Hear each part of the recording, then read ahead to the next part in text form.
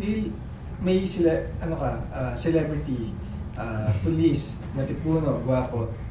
Wala bang mga naiinggit sa yung kapwa ng police? Wala.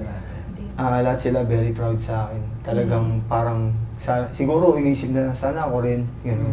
Na-inspire ko talaga sila. So meron nga gano'n na parang naririnig-dinig mo na may mga kasama kang police na parang gusto rin try yung ginawa mo? Meron din. Sa ngayon nga may mga gustong sumali.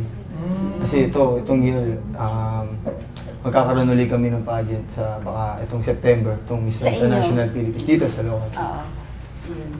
Malay mo, isang police din yung pasama ng titulo. Di ba? Siyempre nakakatawa. Let's go back dun sa sa acting sa TV5. Third time sabi mo, di ba? Kasi nagpakailanman, yung Maynila, tapos ito yung Wattpad. So, mas malagaan na siguro dahil pangatlo mo na? Hindi, actually wala talagang workshop. So, ginawa ko lang yung best ko, tapos in-internalize ko lang yung role ko as a professor, as a ex-boyfriend niya na medyo, ganun. Yun, ginawa ko. Tapos, siyempre, para sa akin, parang training ko na rin eh. Kahit siguro wala akong workshop, basta siguro kung may mga ganitong opportunity, maasa rin ako. And, kasi pag sa Wattpad sinasabi nila love story. Oo. So, okay lang ba sa'yo? Parang ma-prepare ka if ever sa mga next projects sa ibang actress? Okay lang. Siguro depende kung anong role. Pero, naaralin ko pa rin. Yung pagiging heartthrob ba na feel mo na? Hindi pa rin.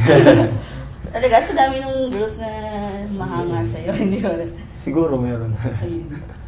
Pero hindi mo talaga i-give up yung pagkapulis. Lalo na pag dumating mo yung maraming project, may pelikula. Endorsement. Siguro mag-a-adjust talaga. Kailangan mag-adjust, kailangan talaga may i-give up ka. Kasi yun yung gusto ko eh. Siguro may project na maganda, hindi naman kaya ng siguro okay lang.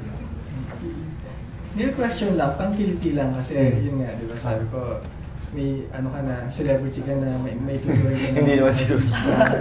Sa ayaw sa gusto. Parang hindi ko pa mapil na celebrity ako. Police, matipuno, gwapo. May mga indecent proposal ba? Sa akin wala talaga.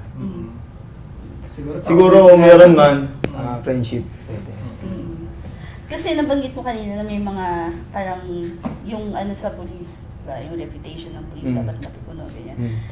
Pero alam mo naman na may mga negative din. Sa tingin mo, paano makakatulong yung status mo ngayon para mabago yung negative image ng kapulisan? Swerte ko, maganda kayo nangyayari kasi minsan may mga bad news. Tapos biglang pagkapanalo ko ng local pageant. Tapos may badges na naman, like yung sa SAP. Tapos pagkapanalo, siguro yung moral ng mga Pilipino, moral ng mga kapulisan na na babago ko siguro. Natutuwa sila para sa akin. So, yun. Meron kaming inihandang game para sa'yo. Parang, lang. May obstacle ba? Enjoy lang. So, pwede naman ako mag-meet. Pwede naman mag-day off ko.